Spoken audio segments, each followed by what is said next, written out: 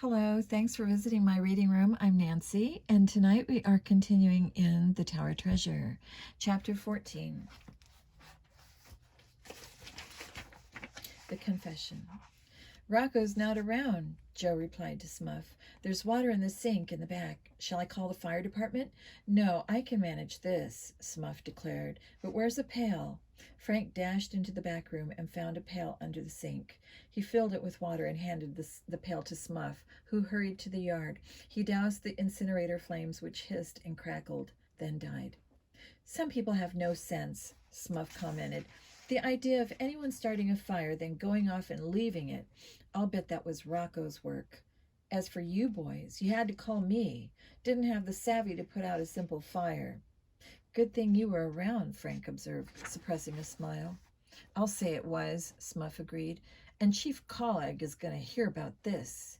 Oh, please don't tell him about us, Joe spoke up, half closing his eyes so Smuff could not see the twinkle in them. I didn't mean that. Oscar Smuff is no squealer. I mean, Colleg is going to hear what I did. The detective chuckled. One more notch in my gun, as the cowboys say. Suddenly, Smuff sobered and looked at his wristwatch. Oh, no, he cried out. 10 minutes to 6. I can't make my plane. That's a shame, Frank said consolingly. But cheer up, Smuff. There's a 7 o'clock plane for Albany. I wish you luck in your interview. Smuff stormed out of the fruit store and disappeared with his car. The Hardys and their friends burst into roars of laughter, which did not stop until a woman customer came into the shop. All the boys but Frank and Joe left. Rocco returned at 6:30, pleased that so much of his fruit had been sold during his absence. You better salesman than Rocco, he grinned widely.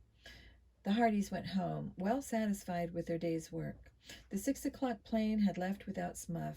Their father could make his trip to the hospital without the annoying detective's interference. Fenton Hardy did not return home until the next afternoon. When the boys came from school, they found him in high spirits. Solved the mystery? Joe asked eagerly. Practically. First of all, Jackley is dead. Did he confess? You're not very sympathetic toward the poor fellow, Joe. Yes, he confessed.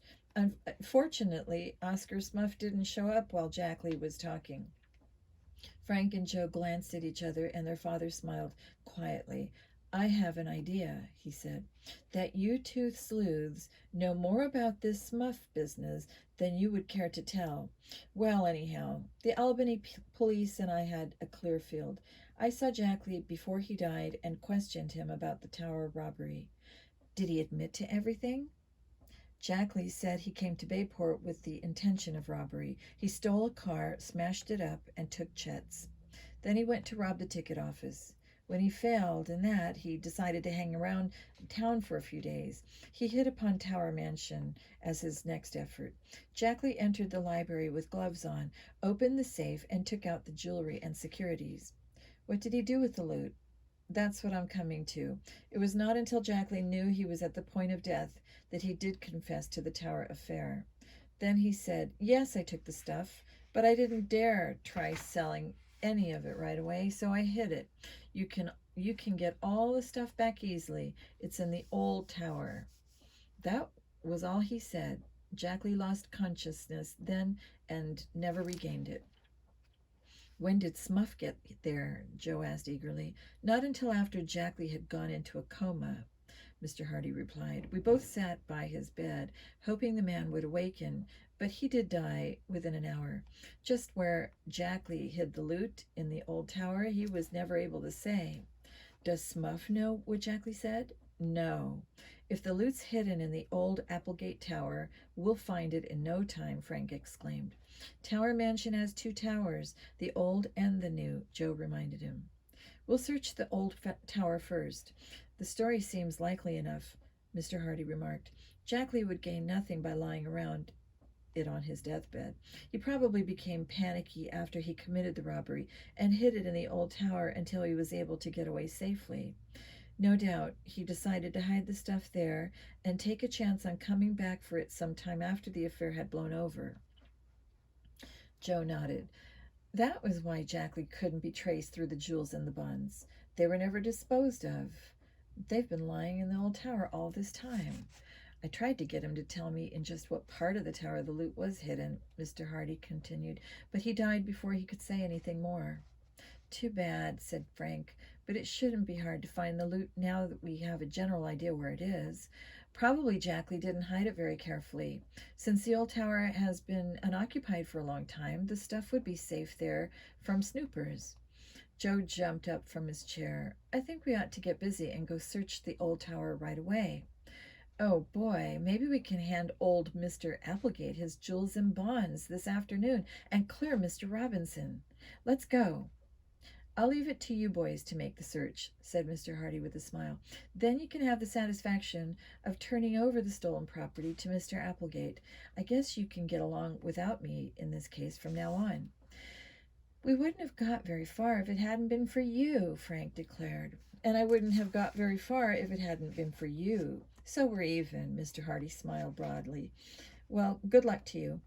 As the boys started from the study, Frank said, "Thanks, Dad. I only hope the Applegates don't throw us out when we ask to be allowed to look around inside the old tower."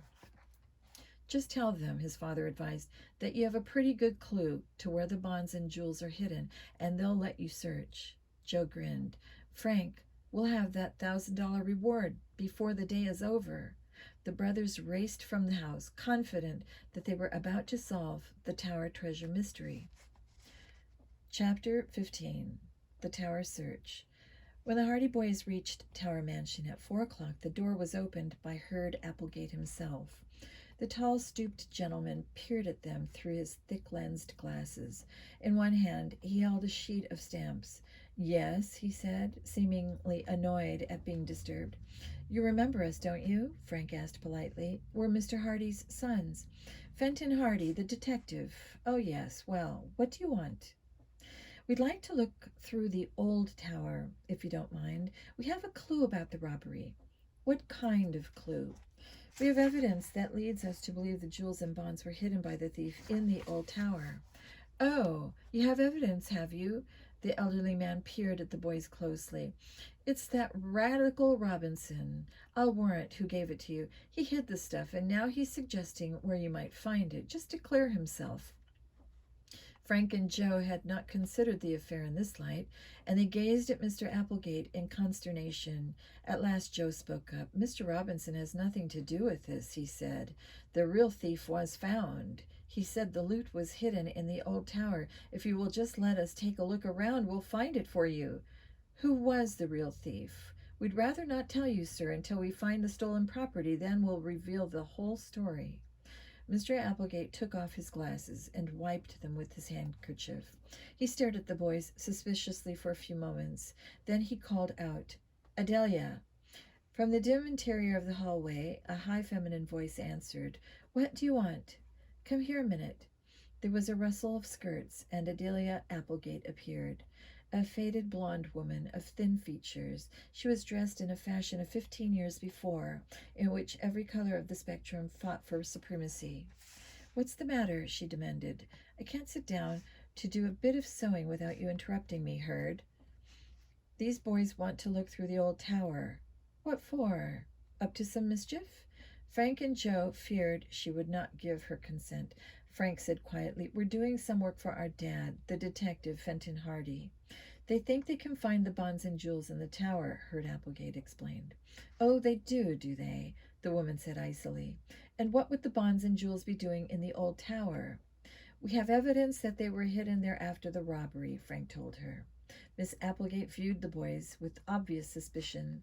"As if any thief would be silly enough to hide them right in the house he robbed," she said in a tone of finality. "We're just trying to help you," Joe put in courteously. "Go ahead, then," said Miss Applegate with a sigh. "But even if you tear the old tower to pieces, you won't find anything. It's all foolishness."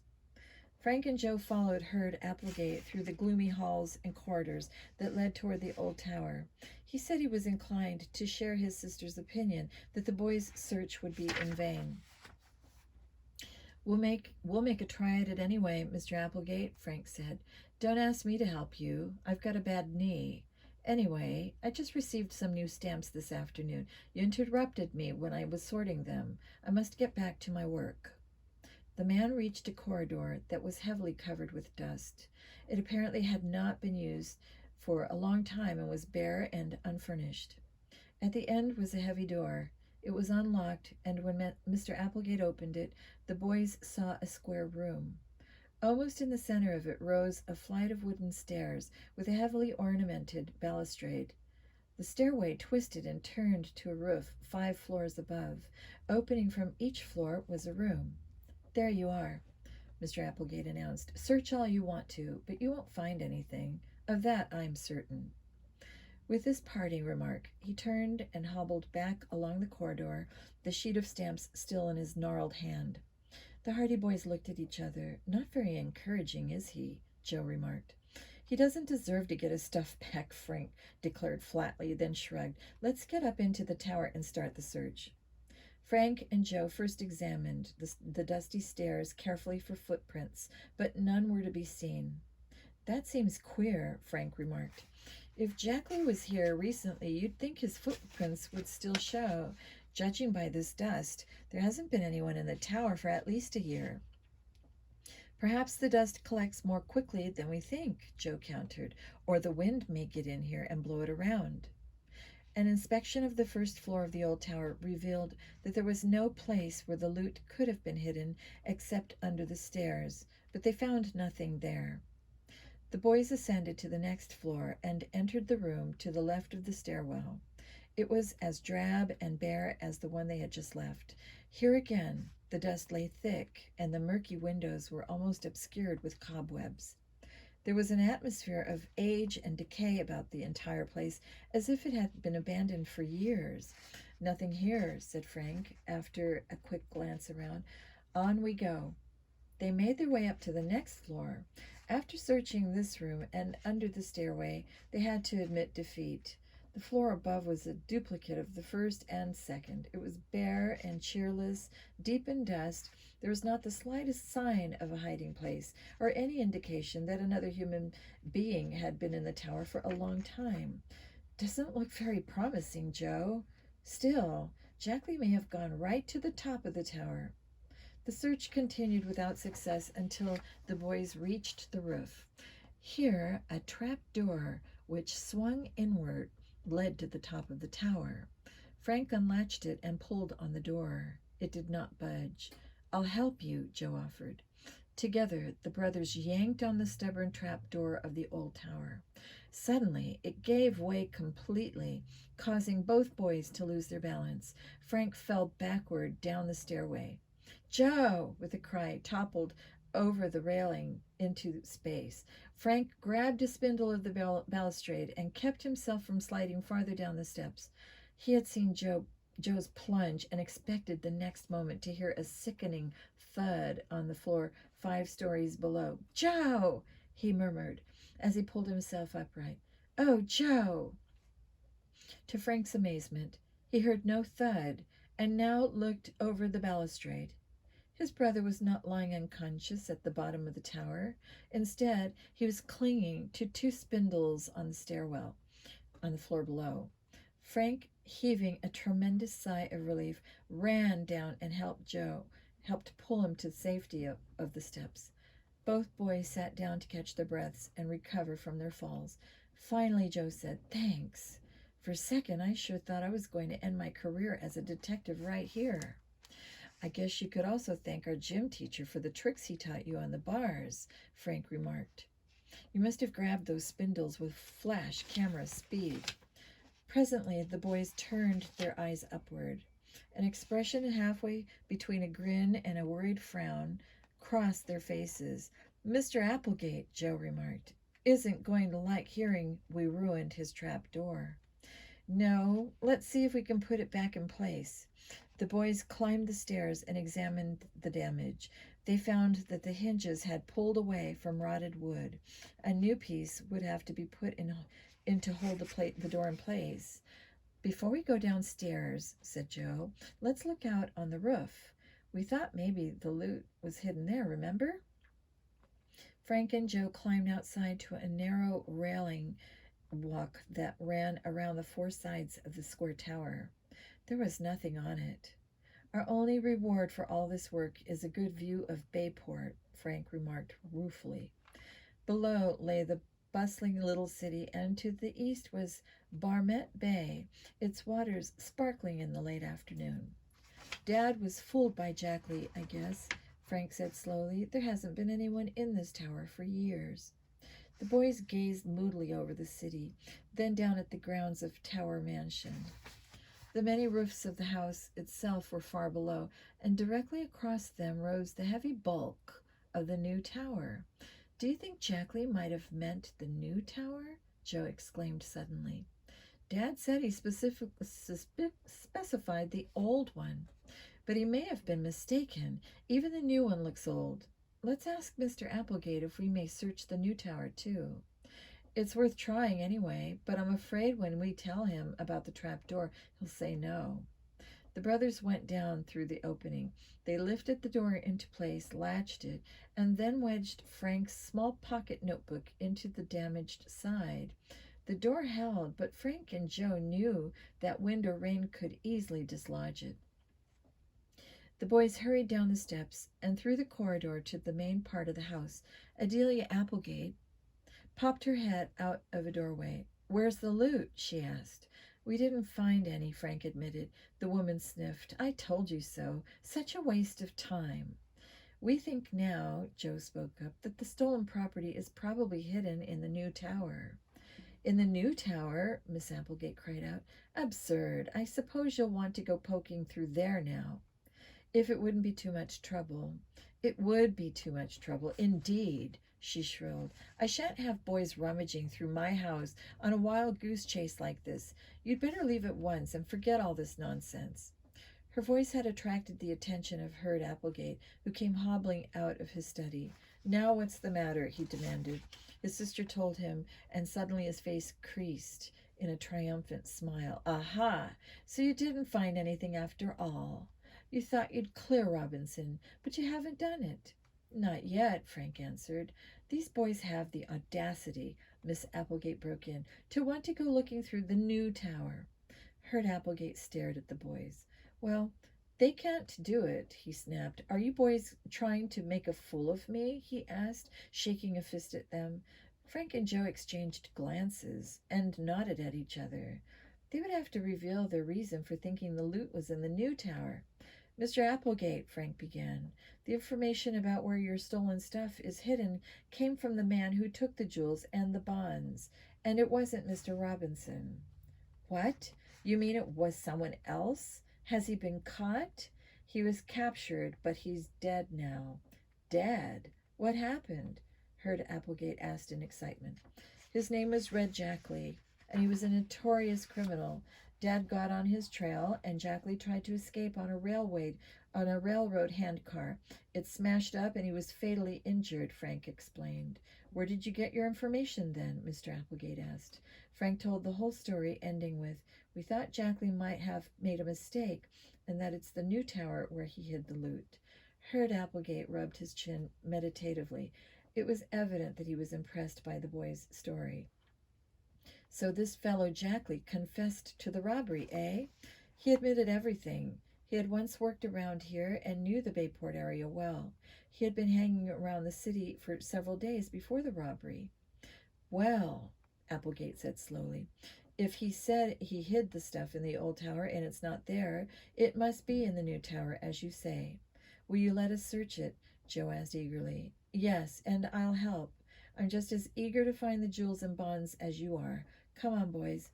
Hurd Applegate led the way across the mansion toward a door which opened into a new tower. Now that the man was in a good mood, Frank decided that this was an opportune time to tell him about the trap door. He did so, offering to pay for the repair. "Oh, that's all right," said Mr. Applegate. "I'll have it fixed. In fact, Robinson, oh, I forgot. I'll get a carpenter." He said no more, but quickened his steps. Frank and Joe grinned. Old Mr. Applegate had not even reprimanded them. The mansion owner opened the door to the new tower and stepped into a corridor. Frank and Joe, tingling with excitement, followed. Chapter 16. A Surprise. The rooms in the new tower had been furnished when it was built. but only on rare occasions when the Applegates had visitors were the rooms occupied, the owner stated. In the first one, Frank, Joe, and Mr. Applegate found nothing, although they looked carefully in closets, bureaus, highboys, and under the large pieces of furniture. They even turned up mattresses and rugs. When they were satisfied that the loot had not been hidden there, they ascended the stairs to the room above. Again, their investigation proved fruitless. Herd Applegate, being a quick-tempered man, fell back into his old mood. The boy's story had convinced him, but when they had searched the rooms in the tower without success, he showed his disgust. "It's a hoax," he snorted. "Adelia was right. I've been made a fool of, and all because of Robinson." "I can't understand it," Joe burst out. "Jackley said he hid the stuff in the tower." "If that fellow did hide the jewels in bond in one of the towers," Applegate surmised, "someone else must have come in and taken them. Maybe someone working with him, or else Robinson found the loot right after the robbery and kept it for himself." "I'm sure Mr. Robinson wouldn't do that," Joe objected. "Then where did he get the $900? Explain that." "Robinson won't." On the way back to the main part of the mansion, Herd Applegate elaborated on this theory. The fact that the loot had not been found seemed to convince him all over again that Robinson was involved in some way. Like as not, he was in league with Jackley, the man stated flatly. Again, Frank and Joe protested that the ex-caretaker did not hobnob with criminals. Nevertheless, the Hardys were puzzled, disappointed, and alarmed. Their search had only resulted in implicating Mr. Robinson more deeply in the mystery. Back in the hallway of the main house, they met Adelia Applegate, who crowed triumphantly when she saw the search party returning empty-handed. "Didn't I tell you?" she cried. "Herd Applegate, you've let these boys make a fool of you." She escorted the Hardys to the front door, while her brother, shaking his head perplexedly, went back to his study. "We sure messed things up, Frank," Joe declared as they walked toward their motorcycles. "I feel like a dud rocket." "Me too." They hurried home to tell their father the disappointing news. Fenton Hardy was amazed to hear that the stolen valuables had not been located in either tower. "You're sure you went over the place thoroughly?" "Every inch of it." "There wasn't a sign of the loot. From the dust in the old tower, I'd say no one had been there for ages," Frank replied. "Strange," the detective muttered. "I'm sure Jackley wasn't lying. He had absolutely nothing to gain by deceiving me. 'I hid it in the old tower.' Those were his very words. And what could he mean by the old tower of Tower Mansion? And why should he be so careful to say the old tower? Since he was familiar with Bayport, he probably knew the mansion had two towers, the old and the new." "Of course, it may be that we didn't search thoroughly enough," Joe remarked. "The loot could be hidden under the flooring or behind a movable wall panel. We didn't look there." "That's the only solution," Mr. Hardy agreed. "I'm still not satisfied that the stolen property isn't there. I'm going to ask Mr. Applegate to permit another search of both towers. And now I think your mother wants you to do an errand downtown." Mrs. Hardy explained what she wanted, and Frank and Joe were soon on their motorcycles again. When the boys reached the business section of Bayport, they found that Jackley's confession had already become known. The local radio station had broadcast it in the afternoon news program, and everyone in town was discussing it. Detective Smuff walked around the street looking as if he would bite the head off the person who mentioned the case to him. When he saw the Hardy boys, he glowered. "Well," he grunted, "I hear you got the stuff back." "I wish we had," Frank said glumly. "What?" the detective cried out, brightening up at once. "You didn't get it?" "I thought they said on the radio that this fellow Jackley had told your father where he had hid it." "He did, but how did the news leak out?" "Jackley's door wasn't closed all the time. One of the other patients who was walking by the room heard the confession and spilled out." So you didn't find the loot after all. Ha ha, that's a good one. Didn't Jackley say the stuff was hidden in the old tower? What more do you need?" "Well, it wasn't there," Joe retorted hotly. "Jackley must have made a mistake." "Jackley made a mistake," Smuff continued cheerfully. "It looks like the joke's on you fellows and your father." The would-be sleuth went on down the street, chuckling to himself. When Frank and Joe returned home, they found that Mr. Hardy had been in touch with Hurd Applegate and had convinced him that a more detailed search of the towers would be advisable. "Boys," he said, "we'll go there directly after supper. I think we'd better not wait until tomorrow." At 7 o'clock, the detective and his sons presented themselves at the Tower mansion. Hurd Applegate met them at the door. "I'm letting you make this search," he said, as he led them toward the old tower, "but I'm convinced you won't find anything. I've talked the case over with Chief Collig. He's inclined to think that Robinson is behind it all, and I'm sure he is." "But how about Jackley's confession?" Mr. Hardy asked him. "The chief says that could be a blind. Jackley did it to protect Robinson. They were working together." "I know it looks bad for Robinson," Mr. Hardy admitted, "but I want to give the towers another close examination. I heard Jackley made the confession, and I don't believe he was lying." Maybe, but I'm telling you it was a hoax. I'll believe that only if I don't find anything inside or outside the tower either." Mr. Hardy declared, his mouth was set in a grim line. "Well, come on, let's get started," Hurd Applegate said, unlocking the door leading to the old tower. Eagerly, the four set to work. They started at the top of the old tower and worked downward. Their investigation left no possibility untouched. All the walls were tapped for hollow sounds, which might indicate secret hiding places. The floors were examined closely for signs of any recent disturbance in the wood, but the missing jewels and bonds were not located. Finally, the group reached the ground floor again. "Nothing to do but go on to the new tower," Mr. Hardy commented briefly. "I'll have to rest and eat something before I do any more," Hurd Applegate said wearily.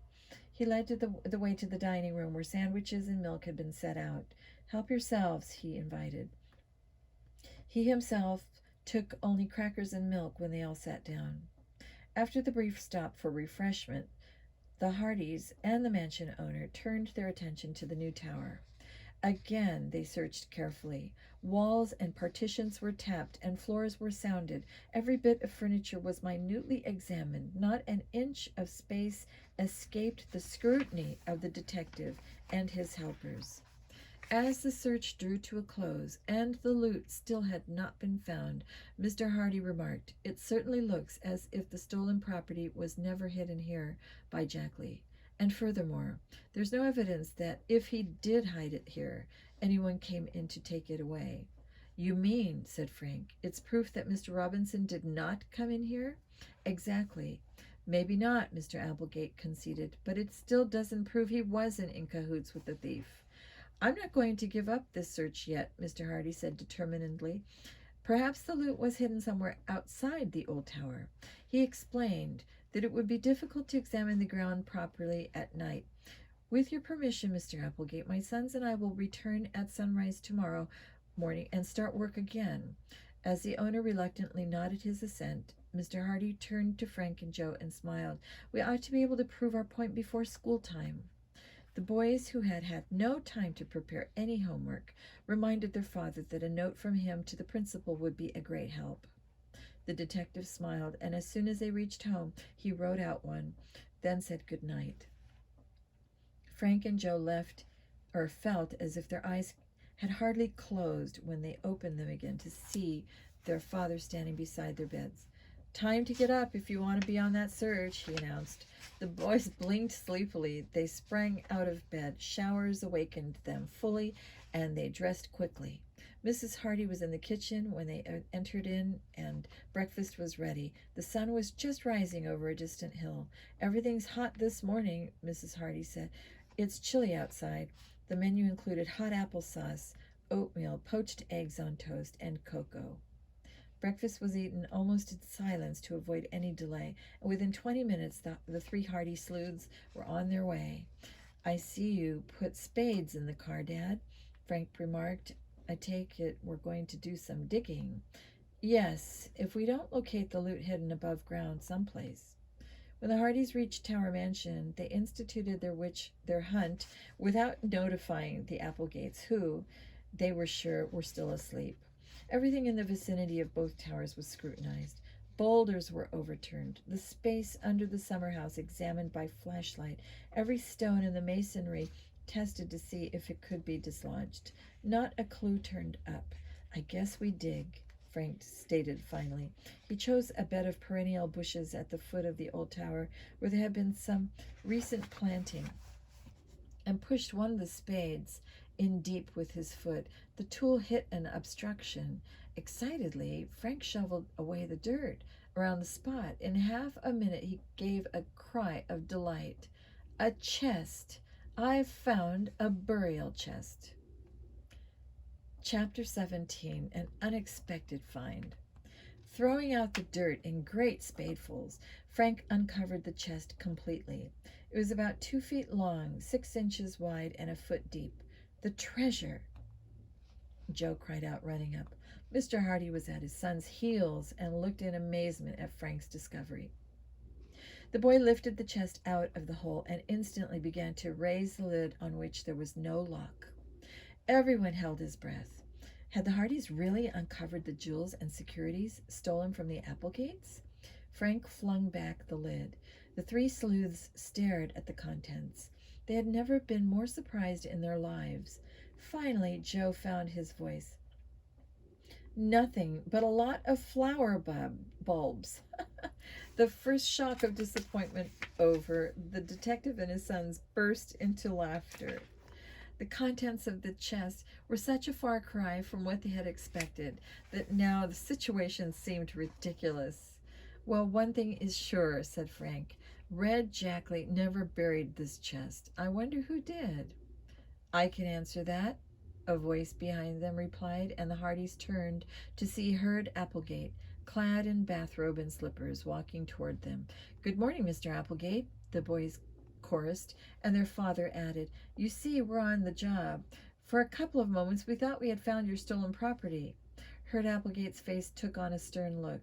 You didn't find my securities, he said, but maybe you found a clue to the thief. Robinson buried that chest full of bulbs. That's what he's done with Adelia's jewelry and my securities.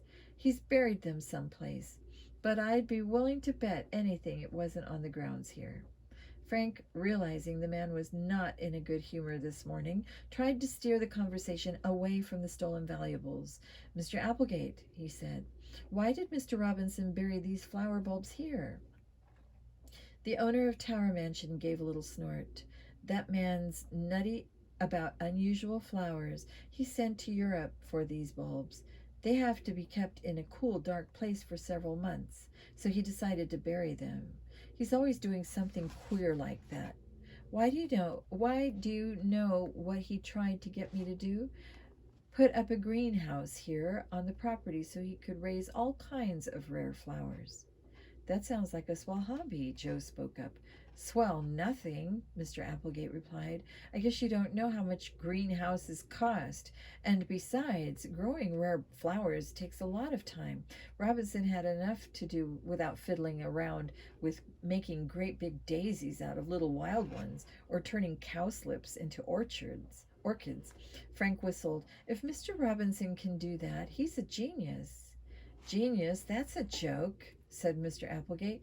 Well, go on with your digging. I want this mystery cleared up. It was decided that Mr. Hardy, with his superior powers of observation, would scrutinize the ground near both towers. Wherever it looked as if the ground had been turned over recently, the boys would dig at that spot. The chest of flower bulbs was carefully replaced and the dirt shoveled over it. Here's a place where you might dig, Mr. Hardy called presently from the opposite side of the old tower. When the boys arrived with their spades, he said, I have a big idea that a dog dug up this spot, and probably all you'll find is a beef bone, but we don't want to miss anything. This time, Joe's spade hit the object, which had been buried. As his father had prophesied, it proved to be only a bone secreted by some dog. The 3 Hardys transferred their work to the new tower. All this time, Herd Applegate had been looking on in silence. From the corners of their eyes, the Hardys could catch an expression of satisfaction on the elderly man's face. Mr. Hardy glanced at his wristwatch, then said, Well, boys, I guess this is our last try. He indicated another spot a few feet away. You fellows must get cleaned up and go to school. Undaunted by their failures so far, Frank and Joe dug in with a will. In a few minutes, they had uncovered another small chest. "Wow, this one is heavy," Frank said as he lifted it from the hole. "Then maybe it's the stolen property," Joe exclaimed. Even Mr. Applegate showed keen interest this time and leaned over to raise the lid himself. The box contained several sacks. "The jewels!" Joe cried out. "And that flat-shaped sack could contain the securities," Frank said enthusiastically. Mr. Applegate picked up one of the circular bags and quickly untied the string wound around the top. His face took on a look of utter disgust. "Seeds!" he fairly shouted. Mr. Hardy had already picked up the flat sack. He looked almost as disappointed as Mr. Applegate. "Flower catalogs!" he exclaimed. "They seem to be in various foreign languages." Frank lifted the chest from the hole. "Oh, Robinson was always sending for things from all over the world," the Tower Mansion owner remarked. "I told him to destroy them. He paid too much attention to that stuff when he might have been doing something useful. I suppose he buried the catalogs so I wouldn't find them." After a long breath, the elderly man went on. "Well, we've reached the end of the line. You Hardys haven't proved a thing, but you've certainly torn up my house and grounds." The three sleuths had to admit this was true, but told him that they were still fired by two hopes: to clear Mr. Robinson of the charge against him, and to find the stolen property. As they put their spades back into the Hardy car, Mr. Applegate invited them into the house to wash and have a bite to eat. "I guess you boys could do with a second breakfast," he added, and the brothers thought, maybe at times Mr. Applegate isn't such a bad sort. They accepted the invitation and enjoyed the meal of waffles and honey. Their father then drove them to Bayport High. Frank and Joe had no sooner stepped from the car than they heard their names called. Turning, they saw Iola Morton and Callie Shaw coming toward them. "Hi, boys." "Hi, girls." "Say, did you hear what happened early this morning?" Callie asked. "No." "School called off for today?" Joe asked eagerly. "I wish it were." Callie sobered. "It's about Mr. Robinson. He's been arrested again." "No." The Hardys stared at Callie, thunderstruck. "Why?" Frank demanded. Iola took up the story, saying that she and Chet had heard the bad news on the radio that morning. They had stopped at the Robinsons' home when their father brought them to school to find out more about what had happened. "It seems that Chief Colic has an idea that Mr. Robinson was in league with the thief Jack Lee, that man your father got the confession from. So he arrested him. Poor Mrs. Robinson. She doesn't know what to do. And Mr. Robinson had just managed to find another job." Callie said sadly. "Oh, can't you boys do something?" "We're working on the case as hard as we can," Frank replied, and told the girls about their sleuthing that evening, before and early that morning. At that moment, the school bell rang and the young people had to separate. Frank and Joe were deeply concerned by what they had just heard. At lunch, they met Jerry, Phil, Tony, and Chet Morton and told them the news. "This is tough on Slim," Phil remarked. "Tough on the whole family," Chet declared. The boys discussed the situation from all angles and racked their brains for some way in which they could help the Robinsons. They concluded that only the actual discovery of the stolen jewels and bonds would clear Mr. Robinson of the suspicion which hung over him. "That means there's only one thing to do," Frank said. "We must find that loot." After school, he and Joe played baseball for the required period, then went directly home. They had no heart for further sports activities. It was a dull, gloomy day, indicative of rain, and this did not raise the boys' spirits. Frank, who was restless, finally agreed. "Let's take a walk." "Maybe it'll clear up the cobwebs from our brains," Joe agreed. They told their mother they would be home by supper time, then set off. The brothers walked mile after mile, and then as they turned back, they were drawn as if by magnets to Tower Mansion. "This place is beginning to haunt me," said Joe, as they walked up the driveway. Suddenly, Frank caught their brother's arm. "I just had an idea. Maybe Jack Lee in his deathbed confession was confused and meant some other robbery he committed. Besides, at some time in every mystery, the most innocent-seeming people become suspect." What proof is there that the Applegates haven't pulled a hoax? For reasons of their own, that they might say that they might say that the things had been stolen from their safe. Don't forget that Dad didn't find any fingerprints on it except Mr. Applegate's. Frank, you've got a point there. That man and his sister act so mean sometimes. I wouldn't put it past them to be trying to cheat the insurance company, said Joe. Exactly, his brother agreed. For the moment, let's play it this way. We'll pretend they're suspects and do a little spying about this place. Instantly, the boys left the roadway and disappeared among the shrubbery that lined it. Making their way cautiously, they moved forward toward Tower Mansion. The place was in darkness, with the exception of 3 lighted rooms on the first floor. What's your idea, Frank? His brother whispered. To learn something that might tell us whether or not the Applegates are implicated in the robbery.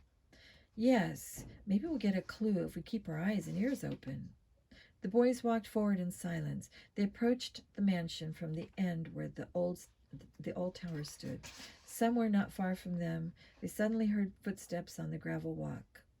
In a flash, the brothers dodged behind a tree. The footsteps came closer, and the boys waited to see who was approaching. Was it one of the Applegates or someone else? Before they could find out, the person's footsteps receded, and the boys emerged from their hiding place. Suddenly, a glaring light was beamed directly on them. It came from the top room of the old tower. Chapter 18, A Startling Deduction. Duck, Frank ordered in a hoarse whisper, quickly dropping to the ground. Instantly, Joe threw himself face down alongside his brother. You think the person with the flashlight in the tower saw us? Frank asked. He could have, but maybe not. We sure went down fast. The strong flashlight was not trained on them again. It was beamed out a window of the tower in another direction, then turned off. Well, what say? Joe asked. Shall we go up to the mansion and continue our sleuthing? Frank was of the opinion that if they did, they might get into trouble. Even if they had not been recognized, the person in the tower probably had spotted them. I'd like to find out who was in the tower, Joe argued. It's just possible that the Applegates don't know anything about him. Frank laughed quietly. Don't let your imagination run away with you, he advised. As the boys debated about whether to leave the grounds or to go forward, the matter was suddenly taken out of their hands. From around the corner of the tower rushed a huge police dog, growling and barking. It apparently had scented the brothers and was bounding directly toward them. Frank and Joe started to run pell-mell, but were unable to keep ahead of the dog. In a few moments, he blocked their path menacingly and set up a ferocious barking. I guess we're caught, Frank said, and I hope this old fellow won't take a piece out of my leg. The 2 boys tried to make friends with the animal, but he would not let them budge. Well, what do we do now? Joe asked in disgust as the dog continued to growl menacingly. Wait to be rescued, Frank replied tersely. A moment later, they saw a bobbing light coming in their direction, and presently Mr. Applegate appeared. He looked at the boys in complete astonishment. You fellows never give up, do you? He remarked. What have you been doing? More digging? The brothers did not reply at once. They were embarrassed at having been discovered, but relieved that the man did not suspect what they had really intended to do. The owner of Tower Mansion took their lack of response to mean he was right. I'm just not going to have any more of my grounds ruined, he said gruffly. I've borrowed this watchdog, Rex, and he's going to keep everybody away. If you have any reason for wanting to see me, you'd better phone first, and I'll keep Rex chained. Who was up in the tower with the flashlight? Frank asked the elderly man. My sister. She got it into her head that maybe she was smarter than you fellows and could find the stolen stuff in the old tower, but she didn't. Frank and Joe suppressed grins as he went on, and then Adelia decided to flash that high-powered flashlight around the grounds, thinking we might have a lot of curious visitors because of the publicity. Apparently she picked you up. The boys laughed. Yes, she did, Frank admitted. Between her and Rex, I guess you didn't need to worry about any prowlers. Frank and Joe said goodnight to Herd Applegate and started down the driveway. This time, the dog did not follow them. He remained at the man's side until the Hardys were out of sight. As they trudged homeward, Joe remarked, "This seems to be our day for exciting events that fizzle out like wet fireworks." "Yes, nothing to show for all our work." At supper, both Mr. and Mrs. Hardy laughed at the boy's story of their encounter with the dog. Then they became serious when Frank asked his father if he thought there was a chance that the Applegates might be guilty of falsely reporting a robbery. "It's possible, of course," the detective answered, "but the Applegates are so well-to-do, I can't see any point in their trying such a thing. I believe it's best for us to stick to the original idea, that someone really did take jewels and securities from the safe, and that the person was Jack Lee." As the boys were going to bed that night, Frank remarked to his brother, "Tomorrow is Saturday. We have the whole day free. I vote we set ourselves the goal of solving the mystery before night." "A big order, but I'm with you," Joe replied with a grin. They were up early and began to discuss what course of sleuthing they should follow. "I think we ought to start off on a completely new track," Joe suggested. "In which direction?" Frank asked him. "In the direction of the railroad." Joe went on to explain that one thing they had not done was find out about Red Jackley's habits when he had worked around Bayport. If they could talk to one or more persons who had known him, they might pick up some new clue which could lead them to the stolen property. "Good idea, Joe," his brother agreed. "Let's take our lunch and make an all-day trip on our motorcycles." "Fine." Mr. Hardy had left the house very early, so his sons did not see him. When his wife heard the boys' plan, she thought it an excellent one and immediately offered to make some sandwiches for them. By the time they were ready to leave, she had 2 small boxes packed with the Hardy picnic lunch. "Goodbye and good luck," Mrs. Hardy called as the brothers rode off. "Thanks, Mother, for everything," the young detectives chorused off as they started. When Frank and Joe reached the Bayport Railroad station, they questioned the station master and learned that he had been with the company only a year and had not known Red Jackley. "Did he work on a passenger train?" the man asked. "I don't think so," Frank replied. "I believe he was employed as a maintenance man." "Then," said the station master, "I advise you to go out along the highway to the railroad crossings and interview a couple of old flagmen who are still around. Both of them seem to know everybody and everything connected with the railroad for the past 50 years. He chuckled. The boys knew of 2 grade crossings some miles out of town and now headed for them. At the first one, they learned that the regular flagman was home ill, and his substitute had never heard of Jack Lee. Frank and Joe went on. At the next crossing, they found old Mike Halley, the flagman there, busy at his job. His bright blue eyes searched their faces for a moment. Then he amazed them by saying, "You're Frank and Joe Hardy, sons of the famous Detective Fenton Hardy." "You know us?" Frank asked. "I must confess I don't recall having met you before." "And you ain't," the man responded. "But I make it a rule to memorize every face I see in the newspapers. Never know when there's going to be an accident, and I might need to call on to identify some people." The boys gulped at this gruesome thought. Then Frank asked Hallie if he remembered a railroad man named Red Jackley. "I recollect that name, but he was never called Red when I knew him. I reckon he's the same fellow, though." "You mean the one that Red went to jail?" "That's the man." "He out of the pen yet?" Mike Haley questioned. "He died," Joe replied. "Our dad is working on a case that has some connection with Jack Lee, and we're trying to find something out about him." Then what you want to do," said the flagman, "is go down to the Bayport and Coastline Railroad. That's where Jack Lee used to work. He was around the station at Cherryville." "That ain't so far from here." He pointed in a northerly direction. "Thanks a million," said Frank. "You've helped us a lot." The brothers set off on their motorcycles for Cherryville. When they came to the small town, a policeman directed them to the railroad station, which was about half-mile out of town. The station stood in a depression below a new highway and was reached by a curving road which ran parallel to the tracks for several hundred feet.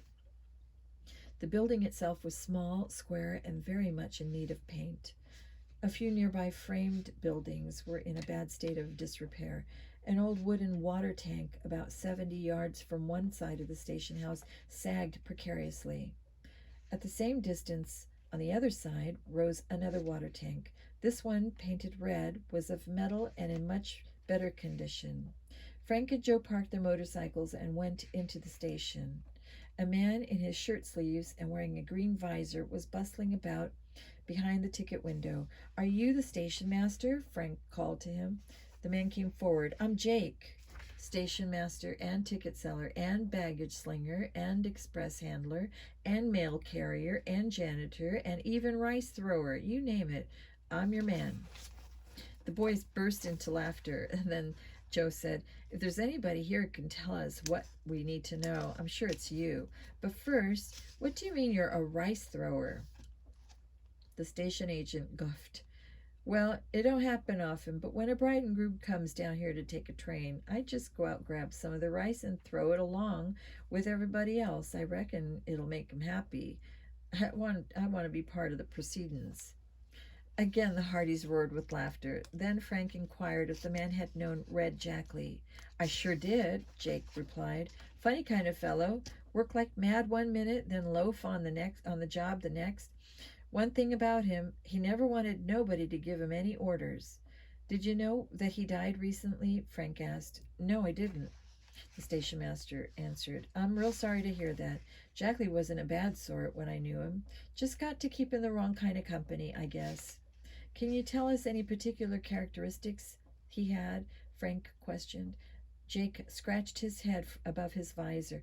Finally he said, "The thing I remember most about Jackley is that he was a regular monkey.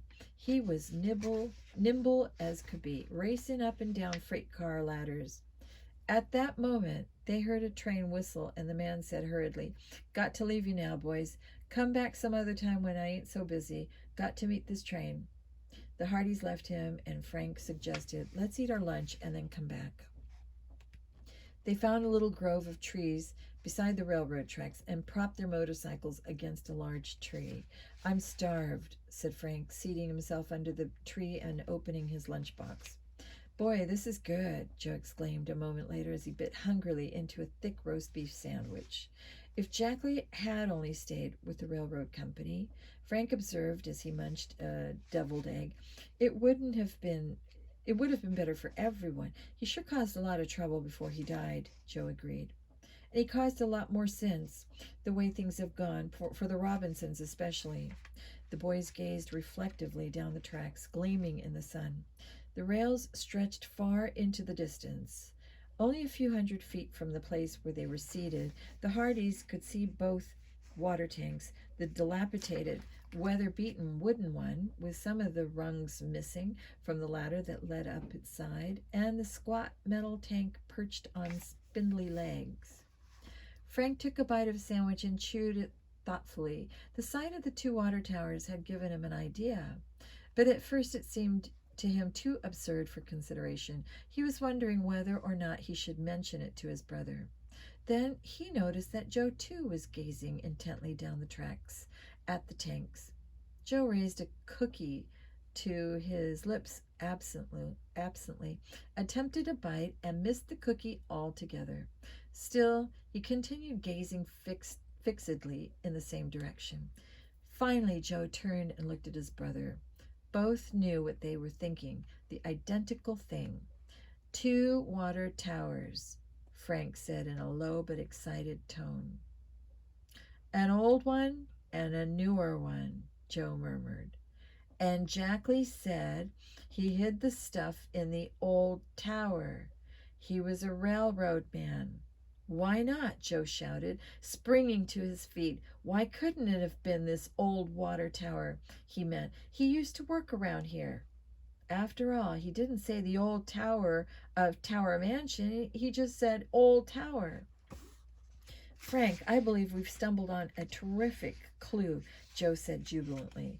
"It would be the natural thing for Jackley to come to his former haunts after the robbery." "Right," Frank agreed. And when he discovered that Chet's jalopy was gone, he probably thought that the police were hot on his trail. So he decided to hide the loot some place he knew where no one else would suspect. The old water tower. This must be the place. Chapter 19. Lunch, motorcycles, everything else was forgotten, with wild yells of excitement. Frank and Joe hurried down the embankment which flanked the right-of-way. But as they came to a fence that separated the tracks from the grass and weeds that grew along the side, they stopped short. Someone on the highway above was sounding a car horn. Looking up, they recognized the driver. Smuff! Oh, good night, Joe cried out. The last person we want to see right now. Frank said in disgust. We'll get rid of him in a hurry, Joe determined. The boys turned around and climbed back up the embankment. By this time, Oscar Smuff had stepped from his car and was walking down to meet the boys. Well, I found you, he said. You mean you've been looking for us? Frank asked in astonishment. The detective grinned. With an ingratiating air, he explained to the boys that he had trailed them for miles. He had seen them leave home on their motorcycles and almost caught up with them at Bayport Station, only to lose them. But the station master had revealed the Hardys' next destination, and the aspiring sleuth had hastened to talk to the flagman, Mike Haley. He told me I'd find you here, Smuff said, self-satisfaction evident in his tone. But why do you want us? Joe demanded. I've come to make a proposition, Smuff announced. I've got a swell clue about Jackley and that loot he hid, but I need somebody to help in the search. How about it, fellows? If old Smuff lets you in on his secret, will you help him? Frank and Joe were astounded at this turn of events. Did the man really know something important, or was he suddenly becoming clever and trying to trick the Hardys into divulging what they knew? One thing the brothers were sure of, they wanted nothing to do with Oscar Smuff until they had searched the old tower. Thanks for the compliment, Frank said. He grinned. Joe and I think we're pretty good ourselves. We're glad you do. Then you'll work with me, Smuff asked, his eyes lighting up in anticipation. I didn't say yes and I didn't say no, Frank countered. He glanced at Joe, who was standing in back of the detective. Joe shook his head vigorously. Tell you what, Smuff, Frank went on. When Joe and I get back to Bayport, we'll look you up. We came out here to have a picnic, lunch, and relax. Smuff's face fell, but he was not giving up so easily. When I drove up, I saw you running like mad down the bank. Do you call that relaxing? Oh, when you sit around while eating, your legs feel kind of cramped, Joe told him. Anyway, we have to keep in practice for the Bayport High baseball team. Smuff looked as if he did not know whether or not he was being kidded. But finally he said, okay, fellas, if you'll get in touch with me the first of the week, I can promise you a big surprise. You've proved that you can't win the $1,000 reward alone. So we may as well each get a share of it. I've already admitted I need help to solve this mystery. He turned and slowly ambled up the embankment to his car. The boys waved goodbye to the detective and waited until he was far out of sight, and they were sure he would not return. Then Frank and Joe hurried down to the tracks, vaulted the fence, and ran pell-mell toward the old water tower. If only we have stumbled on the secret, Frank said enthusiastically. It'll clear Mr. Robinson. We will earn the reward by ourselves. Best of all, Dad will be proud of us. The old water tower reared forlornly alongside the tracks. At close quarters, it seemed even more decrepit than from a distance. When the boys glanced at the ladder, with its many rungs missing, they wondered if they would be able to ascend to the top of it. If Jackley climbed this ladder, we can too, said Frank as he stopped, panting at the bottom. Let's go. He began to scramble up the rotted wood rungs. He had ascended only 4 of them when there came an alarming crack. Careful! Joe cried out from below. Frank clung to the rung above just as the one beneath him snapped under his weight. He drew himself up cautiously, put his foot on the next rung. This one was firmer and held his weight. Hey, Joe called up, don't break all the rungs. I want to come up too. Frank continued to climb the ladder as his brother began the ascent. When they came to any place where a rung had broken off, the boys were obliged to haul themselves up by main force. But finally, Frank reached the top and waited until Joe was just beneath him. "There's a trap door up here leading down into the tank," Frank called. "Well, for Pete's sake, be careful," Joe warned. "We don't want any more accidents with trap doors." The boys climbed onto the roof of the tower, which swayed under their weight. Both fully realized their peril. "We can't give up now," said Frank, and scrambled over the surface of the roof until he reached the trap door. Joe followed. They unlatched and raised the door, then peered down into the recesses of the abandoned water tank. It was about 7 feet in depth and 12 in diameter. Frank lowered himself through the opening, but clung to the rim until he was sure, from feeling around with his feet, that the floor would not break through. "It's okay," he told Joe, who followed his brother inside. Eagerly, the boys peered about the dim interior. The place seemed to be partly filled with rubbish. There was a quantity of old lumber and miscellaneous bits of steel rails, battered tin pails, and crowbars, all piled in helter-skelter fashion. At first glance, there was no sign of the Applegate's stolen possessions. "The jewels and bonds must be here somewhere," Joe declared. "But if Jack Lee did put the stuff here, he wouldn't have left it right out in the open. It's probably hidden under some of this junk." Frank pulled out a flashlight and swung it around. In its glow, Joe began to hunt frantically, casting aside the old pails and pieces of lumber. One entire half of the tower was searched without result. Frank turned the flashlight to the far side and noted that a number of boards had been piled up in a rather orderly, crisscrossed manner. "Joe," said Frank, "I'd say these boards hadn't been thrown here accidentally. It looks as though somebody had placed them deliberately to hide something underneath." "You're right." Like a terrier after a bone, Joe dived toward the pile.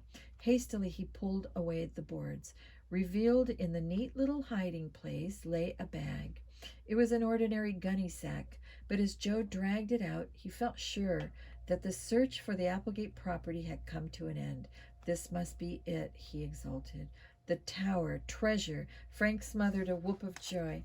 Joe carried the sack into the light beneath the trap door. "Hurry up, open it," Frank urged.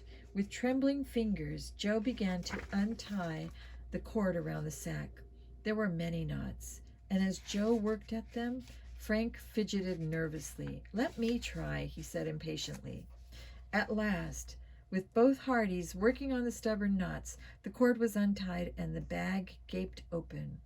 Joe plunged one hand into it and withdrew an old-fashioned bracelet of precious stones. "Jewelry! How about the securities?" Again Joe groped into the sack. His fingers encountered a bulky packet. When he pulled it out, the boys exclaimed in unison, "The bonds!" The bundle of papers, held together by an elastic band, proved to be the securities. The first of the documents was a notable bond for $1,000 issued by the city of Bayport. "Mr. Applegate's property!" Frank cried out triumphantly. "Joe, do you realize what this means? We've solved the mystery." The brothers looked at each other almost unbelievingly. Then each slapped the other on the back. "We did it! We did it!" Joe cried out jubilantly. Frank grinned. "And without old Smuff," he said. "Now, Mr. Robinson's cleared for sure," Joe exclaimed. "That's the best part of solving this mystery. You're right." The boys rejoiced over their discovery for another full minute, then decided to hurry back to Bayport with the precious sack. "You go down first, Frank," said Joe. "I'll toss the sack to you, and then come myself." He picked up the bag and was about to hoist it to his shoulders when both boys heard a sound on the roof of the tower. They looked up to see an evil-looking, unshaven man peering down at them. "Halt!" he ordered. "Who are you?" Frank asked. "They call me Hobo Johnny," the man replied. "This here's my quarters, and anything in it belongs to me. You got no right to my room. You can't take anything away. And thanks for finding the wad. I never thought to look around." Joe, taken aback a moment, now said, "You may sleep here, but this is railroad property. You don't own what's in this tower. Now go on down the ladder so we can leave." "So you're going to fight, eh?" Hobo Johnny said in an ugly tone. "I'll see about that." Without warning, the trap door was slammed shut and locked from the outside. Chapter 20. The Escape.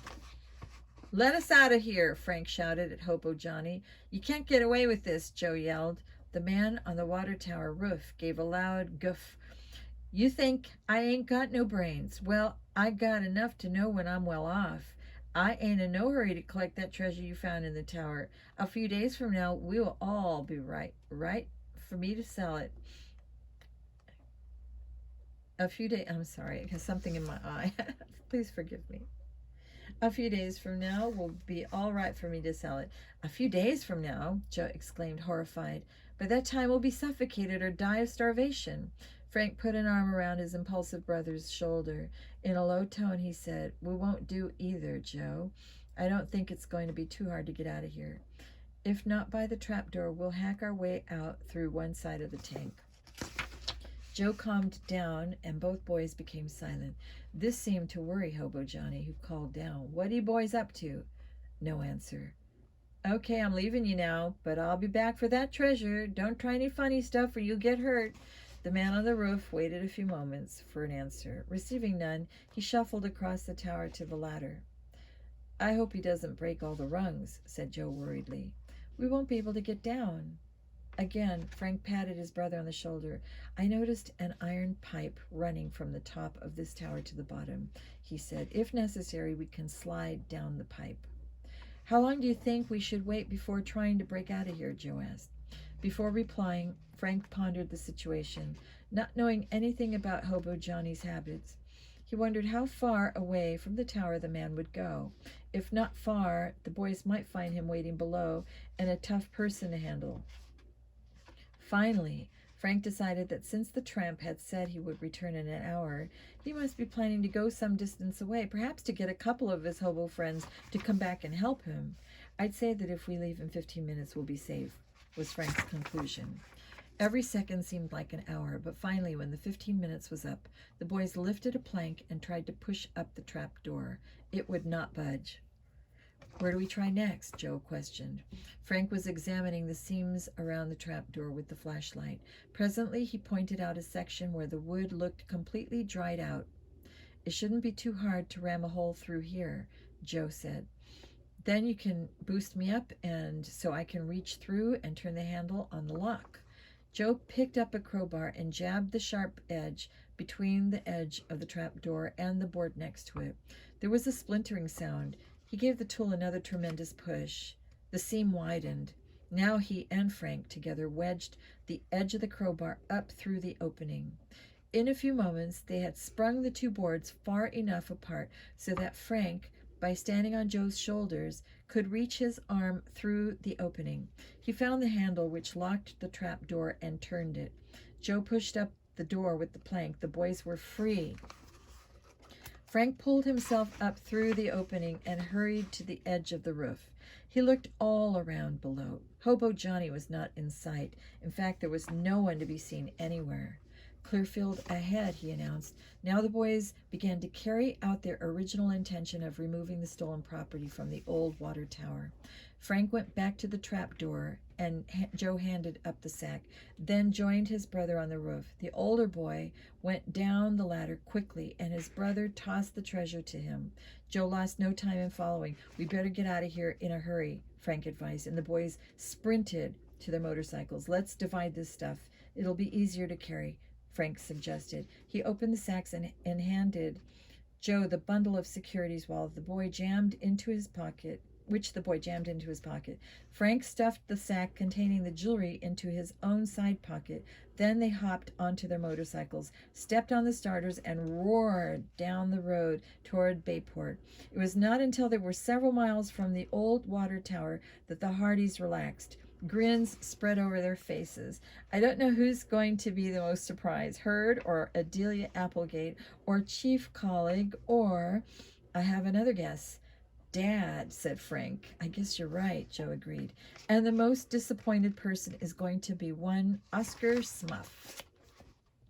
What clue do you suppose he wanted us to follow? It's my idea he didn't have any. He just wanted to hook onto us and then claim the glory if we found the treasure, so Colleague would give him a job on the force. Where do you think we ought to take these valuables? Joe asked presently. The boys discussed this as they covered nearly a mile of ground and finally came to the conclusion that since Hurd Applegate had given their father the job of finding the stolen property, the detective should be the one to return it to the owners. Half an hour later, the brothers pulled into the Hardy driveway and soon were overwhelming their parents with the good news. It's wonderful, simply wonderful, Mrs. Hardy cried out, hugging each of her sons. Their father's face wore a broad grin. I'm certainly proud of you, he said, and slapped Frank and Joe on the back. You boys shall have the honor of making the announcement to the Applegates. How about Chief Colleague? Frank asked, and we'll report Hobo Johnny to him. And we'll invite the Robinsons to hear the announcement, Joe added. The detective said he thought there should be a grand meeting at the Applegates' home of everyone involved with the Tower mystery. He suggested that when the boys called up, they try to arrange such a meeting for that very evening. Frank was selected to make the report to Hurd Applegate. The others could hear the elderly man exclaim in amazement. I didn't think you'd do it, he said over and over again. Shouting for his sister, he relayed the message, then said, Adelia wants me to tell you she's the most relieved woman in all of Bayport. She never did like any of this business. The Applegates readily agreed to a meeting at their home early that evening and insisted that Mr. Robinson be there. Mr. Hardy was to see to it that Chief Colleague released the man at once. This is going to be a lot of fun, Frank declared at supper. Mother, I think you should come along, will you? I'd love to, Mrs. Hardy replied. I'd like to hear what the Applegates and Mr. Robinson and Chief Colleague are going to say. And Chet should be there too, Joe said. After all, it was his stolen car that gave us the clue to Red Jackley. Chet was called and gave a whoop of delight. He agreed to meet the Hardy family at the Tower Mansion. There's one more person who ought to be there, said Frank with a twinkle in his eye. Oscar Smuff. I'd like to watch his face, too. At least we should tell him that the mystery has been solved, Joe spoke up. Frank waited until his father had phoned Chief Colleague, who promised to release Mr. Robinson at once and bring him out to the Applegates' home. Then Frank called Detective Smuff. He could not resist the temptation to keep Smuff guessing a little longer and merely invited him to join the conference for a big surprise. At 8 o'clock, one car after another arrived at the Tower Mansion. When the Hardy family walked in, they found all the Robinsons there. The twins rushed up to Frank and Joe and hugged them. Slim and his father shook the brothers' hands fervently, and Mr. Robinson said, How can I ever thank you? There were tears in his wife's eyes, and her voice trembled as she added her appreciation for what the Hardy boys had done. You'll never know what this means to us, she said. Oscar Smuff was the last to arrive. Instantly, he demanded to know what was going on. Frank and Joe had hoped to have a little fun with him, but Tessie and Paula, unable to restrain their enthusiasm, shouted, Frank and Joe Hardy found the jewelry and the papers. They're real heroes. As Frank and Joe reddened in embarrassment, Detective Smuff looked at them disbelievingly. You, he almost screamed. You mean the Hardy boys found the treasure? As all the others nodded, Slim spoke up. This means that my father is completely exonerated. But how about that $900? Smuff demanded suspiciously. What's the explanation of where your father got that? Mr. Robinson straightened up. I'm sorry, he said, but I must keep my promise to remain silent about that money. To everyone's amazement, Adelia Applegate arose and went to stand by the man's side. I will tell you where Mr. Robinson got that money, she said dramatically. At my own suggestion, I loaned it to him.